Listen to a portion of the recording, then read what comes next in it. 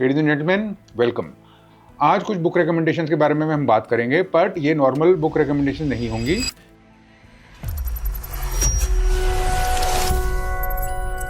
ये atomic habits और normal clichéd self help book genre में फिट नहीं होती। ये वो बुक्स हैं जो मैंने लाइफ में अलग अलग स्टेजेस पे पढ़ी, बहुत गलतियां करके पढ़ी, कुछ पहले पढ़ ली, कुछ बाद में पढ़ी, पर 20s में किस चीज़ की ज़रूरत होती है उस चीज़ के हिसाब से there are 3 books that I will recommend and I will tell you exactly why you need to read those books and exactly why they will address the particular challenges that you're about to face. So 20s में होगा क्या आपके साथ? सबसे पहले 20s is the time to push.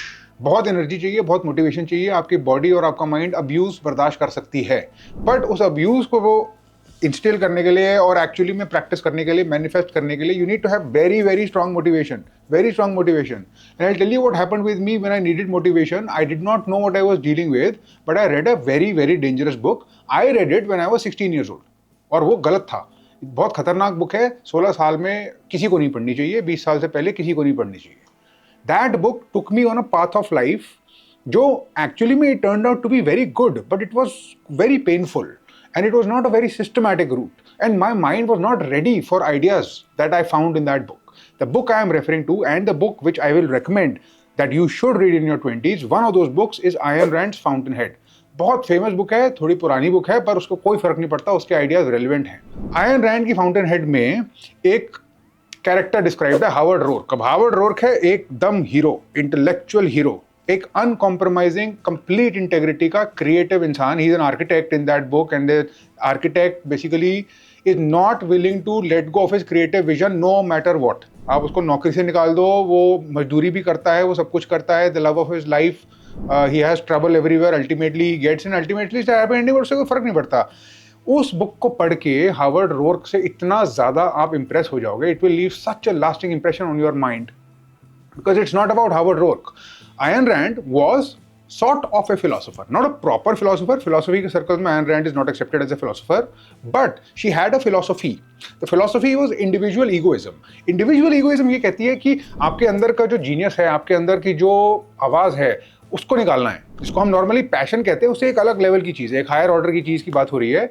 Calling बोल सकते हैं उसको, जिस चीज़ के लिए आप इस धरती पे डाले गए हो, और ऐसी कोई चीज़ है। आयन रैंड ये अज्यूम करती है। आयन रैंड ये भी अज्यूम करती है कि जिन लोगों के पास वो गिफ्ट होता है, दैट कॉलिंग होती है, और जिन लोगों के पास वो कॉलिंग क्लियर होती है कि I was put on this earth for this type of work and that is what I will do, वो बहुत ज्यादा आगे निकल जाते हैं। You know, they are the heroes जिसको हम सेलिब्रेट करते हैं, the Virat Kohli, the M S Dhoni, उस लेवल के लोगों की बात हो रही है। तो वहां पे दैट कॉलिंग, उसको फॉलो करने के लिए बहुत हिम्मत चाहिए, बहुत आवाज चाहिए, बहुत मोटिवेशन चाहिए। आयन रैंड की बुक्स में फाउंटेनहेड, एटलस श्रग्ड, बहुत सारे अलग अलग एसेज भी हैं उनके जो मैंने सब पढ़े 16 साल की उम्र में, which is not a great idea, but उसमें एक सिस्टम डिस्क्राइब्ड है and that system essentially says that the world, the whole world owes everything to these geniuses. They owe everything to people like Elon Musk. They owe everything to the geniuses of this world, right? And it is your sacred duty to not listen to anybody and to just do what you are saying. Now, some of those ideas I mentioned are dangerous, and they are dangerous because Ayn Rand ignore करती है collective work, cooperation, extreme individual egoism है उसके अंदर, पर वही energy आपको चाहिए। अब क्योंकि मैंने आपको ये कैवियट बता दिया है and I've told you कि इसमें क्या dangerous elements हैं, when I read it, I had literally goosebumps. जब तक मैं वो बुक पढ़ रहा था, मेरे को goosebumps ही थे बॉडी में, और मैंने वो पढ़ी उस वक्त, पता नहीं यार स्कूल में था, प्री बोर्ड वगैरह चल रहे थे। I was not concerned, I thought that I had found the secret to life. इतना डीप इम्पैक्ट आया था मेरे पे उस बुक के बाद।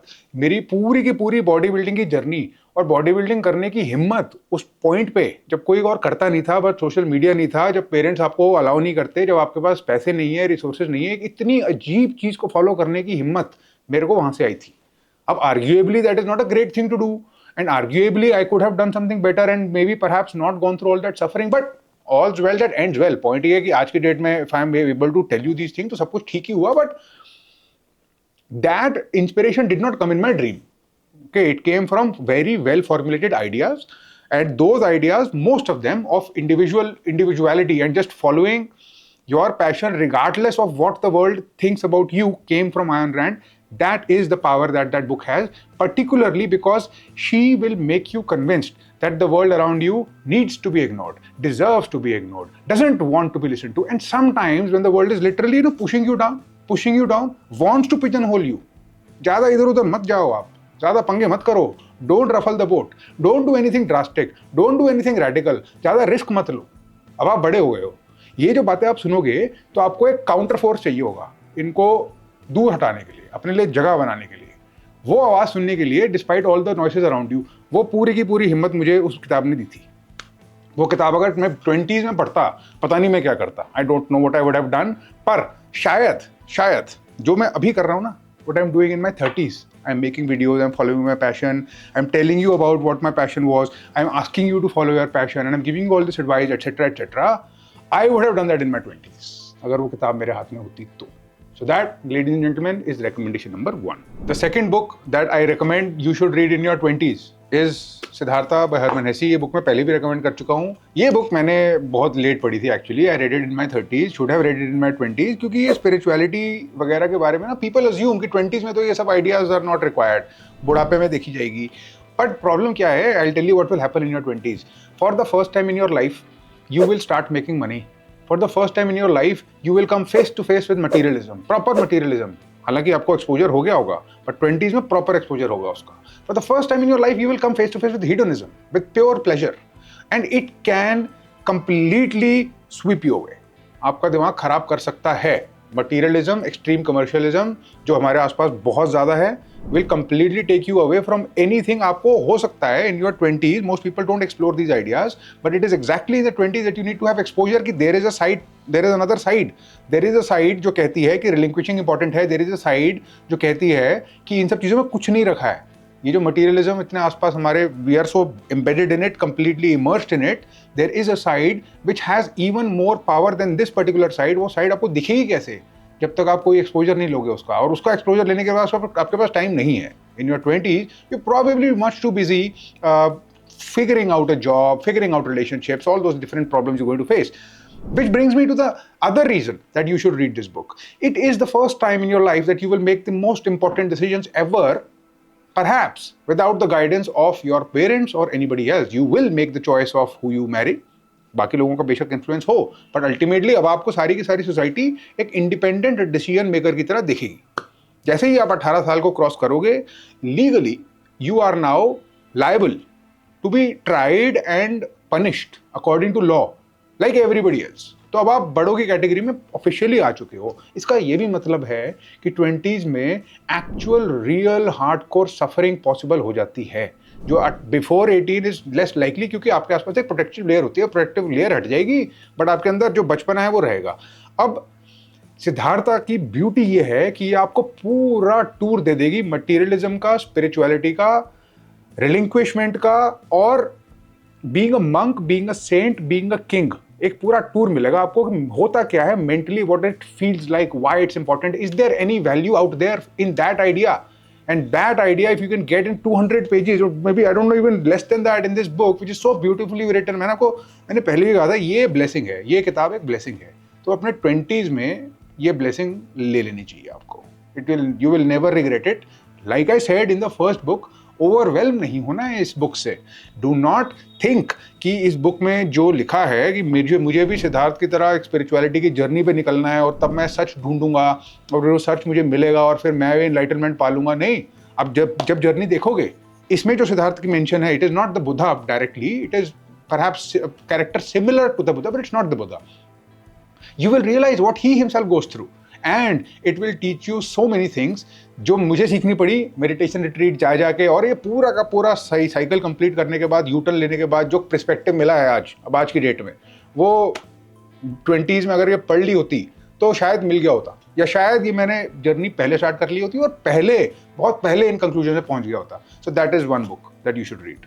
बुक रिकमेंडेशन नंबर 3, बिल्कुल प्योर प्रैक्टिकल रिकमेंडेशन है ये, और ये इसलिए है क्योंकि अब आप in the 20s you will come face to face with the brutal nature of hierarchy of society and the world. You will come face to face with the corporate hierarchy. आपको पता चलेगा कि सोसाइटी में और दुनिया में जिन लोगों के पास एक्चुअल पावर है वो देखने में तो बड़े अच्छे लगते हैं, but power is not symmetrical. Power कोई इक्वली बांटी नहीं जाती। आपको असेंशियली ये समझ में आएगा, डीपली फील करोगे आप with some painful experiences that you are going to have, that the world is not fair. ये क्लियर कर देगी दुनिया आपको 20s में। बिफोर यू हिट 30s आपको ये अनफेयरनेस वाली डोज अच्छे से मिल गई होगी। अब इस डोज को बर्दाश्त करने के लिए कुछ इक्विपमेंट चाहिए, कुछ मेंटल टूल्स चाहिए। वो इक्विपमेंट और मेंटल टूल्स मेरे हिसाब से इस बुक में मिलेंगे आपको। रेंज रेंज रेंज बहुत बढ़िया किताब है। एक कैवियट जरूर मैं आपको बता देता हूं, इस बुक का जो ओवरऑल एसेंस है वो एक ही चैप्टर में समझ में आ जाएगा। वैसे तो द आइडिया इज कि आपके पास रेंज ऑफ एक्सपीरियंसेस होनी चाहिए। जितनी रेंज बढ़ाओगे एक्सपीरियंसेस की, और बहुत सारे एग्जांपल्स के साथ समझाया हुआ है डेविड एप्स्टीन ने कैसे होता है। Even the best of the best of the best, Roger Federer's of the world, make sure that they have a range of experiences, a range of experiments, so that leads to everything becoming better, even in their particularly specialized fields. Generalists rule the world. You think Donald Trump is the most powerful person in the world because he's very good at international relations, or he's very very good at neuroscience or any other thing he has? No, he's not. He's got exceptional emotional intelligence. He's got exceptional command over people. He will take control. And that is the power of a generalist. Now, I'm not saying that he got that power by reading this book, but I'm saying that look at the top. Look at the top always. There is the truth. And that truth is not positive. It is not going to make you feel good, but follow that truth. Follow it where it leads you. Be ruthlessly practical if you're being completely practical, right? And these are practically oriented domains. So if you can, as much as you can, include that in your calculus at least.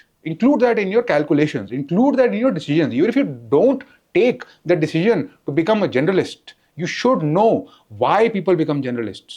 So those are my 3 recommendations for your 20s. Your 20s are going to be a difficult time, a confusing time, but also a great time. So you want to enjoy it, but you also want to make sure that that enjoyment can last beyond your 20s. And somebody who is beyond his 20s can tell you for a fact that there is no guarantee whatsoever that it will last beyond your 20s, okay? Because the world is going to get tougher and tougher and tougher. I'm sorry if I'm sounding like a pessimist, but it is just a fact. Like I said, that's the way the world works. I hope this is very helpful to you. I hope you read these books. And I also want to make a point here. I want to make sure आप ये समझो, ये books physical books के form में पढ़ने का मतलब है।